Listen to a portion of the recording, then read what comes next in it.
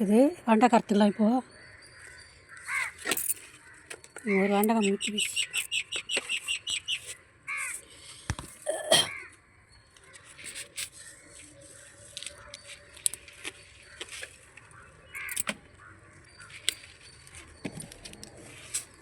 பாருங்க, 4 வெண்டைக்காய் கிடச்சிது.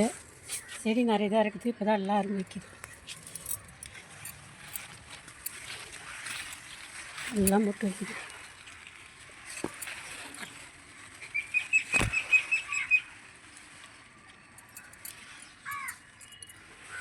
காராமணி செடி எல்லாம் பூ எடுக்குது பாருங்கள். பூ எடுத்து செஞ்சு வைக்குது.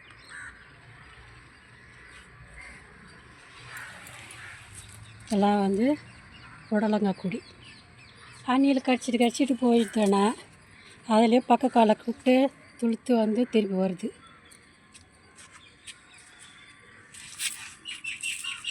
இதெல்லாம் வந்து அவரை செடி பூ பூக்குது. இப்போ தான் இதெல்லாம் வந்து கொடி வகை, அவரை கொடி வகை.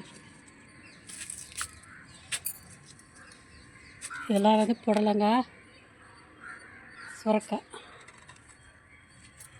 பாருங்கள், புளிச்சக்கீரை விதை நட்டேன். அப்படி வராங்க செடி அவரை பூ பூக்குது பாருங்கள் எப்படி.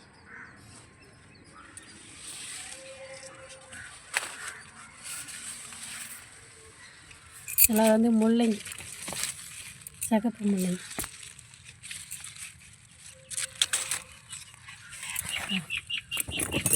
சகப்பு முள்ளங்கி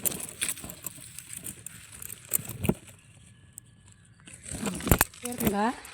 அணிலே கொடி கடிக்கலைனாக்கா நிறைய காய் காய்ச்சிருக்கும்.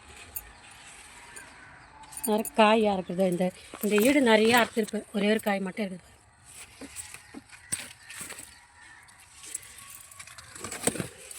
எவ்வளோ நீட்டு பாருங்க. இந்த ஈடு காய்ச்சிருக்கோம். நிறையா கொடியை கடிக்கலைன்னா அணில் நிறைய கொடியை கடிச்சிட்டு போயிடுச்சு.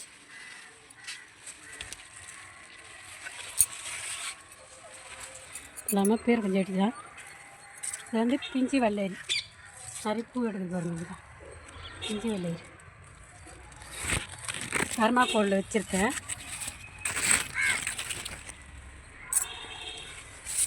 நான் வந்து கத்திரி தோட்டம், கத்திரி செடி தனியாக, வெண்டை செடி தனியாக, அது போல் தான் வைப்பேன் நான். அப்படியே கும்பலாக இருக்கிறாங்க பாருங்கள். எல்லாம் வாட்டர் கேனில் தான் நட்டிருக்கு. வீடியோவில் பார்த்துருக்கலாம் வாட்டர் கேனை. வெறி வச்சாலுமே நல்லா வரும் செடி. இப்போ அதெல்லாம் காய் வச்சுருக்கேன். இதெல்லாம் நல்லா பிஞ்சாக இருக்குது. நிறைய பூ காய் மாதிரி.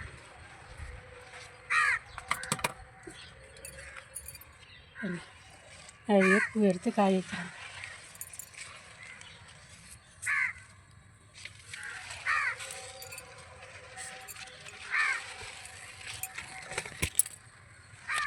அதான் வைக்கிறாங்க பூ எடுத்து காய்.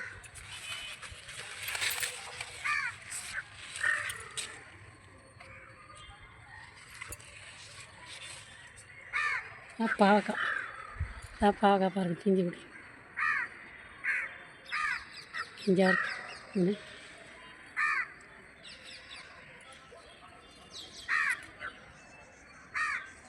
நிறைய காய் வைக்கும் நமக்கு.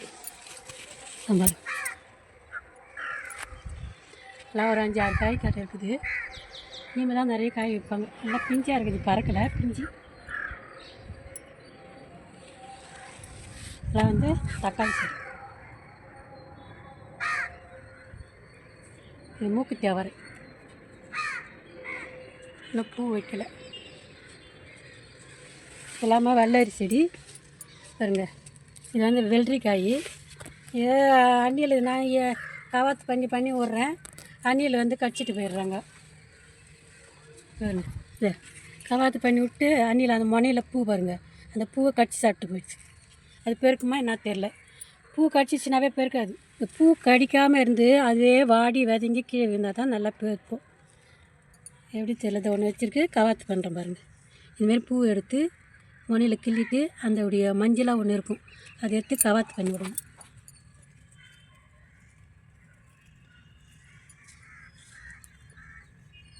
பாருங்கள், இதுமாரி பூ எடுத்து இது முனையில் நம்ம கிள்ளிடணும்.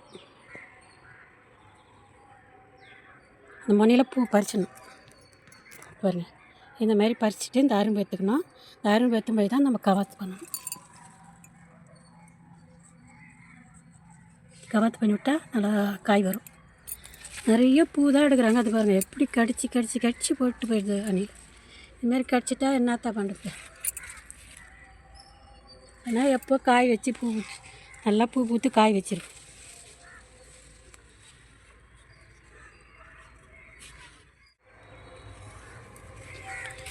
இது வெள்ளை கத்திரிக்காய், பச்சை கத்திரிக்காய், வெறி கத்திரிக்காய்.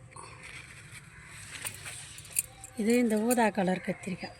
அது பிஞ்சு வைக்கிது. நீங்கள் தான் முத்து. கோவக்காய் இருக்குது. கோவக்காய் பறிச்சிடலாம் இப்போது.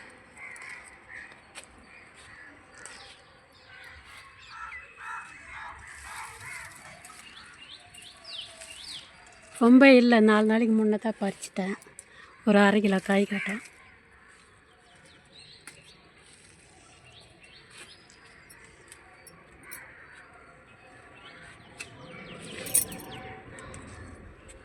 இல்லை வந்து சுரக்காய் செடி.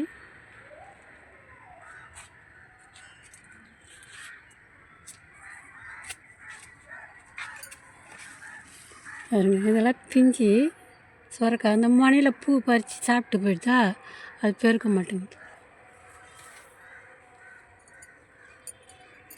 இங்கே ஒன்று பாருங்கள், ஒன்று இருக்குது. இதான் அணில் கடிச்சிட்டு போயிடும்.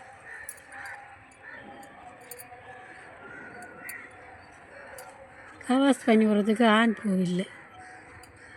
இது பாருங்கள், இங்கே ஒரு சுரக்காய் பாருங்கள் மாதிரி ஆயிடுச்சு.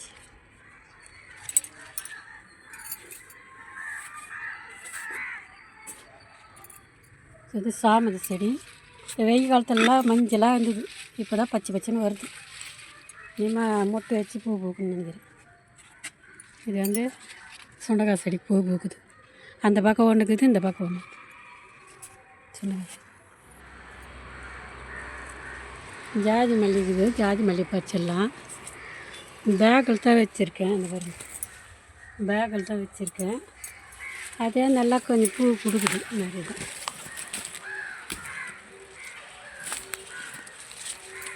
ஆனால் பறிக்க டைம் இல்லாத பறிக்கிறது கிடையாது.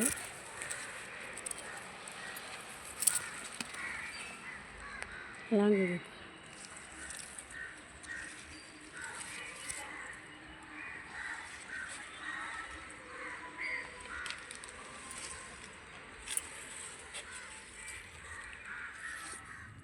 பாருங்க, கொஞ்சம் ஜாதி மல்லி அரும்பாக இருக்கும்போதே பறிச்சா தான் நல்லாயிருக்கும். பூத்து பூத்துன்னா கொசன்னு இருக்கும். இது வந்து கோவக்காய், வெண்டைக்காய் 4 கிடச்சிருக்கு. ஒரு பேரங்காய் பாருங்கள் எவ்வளோ வந்துட்டு ஒரு முழத்துக்கு மேலே இருக்குது.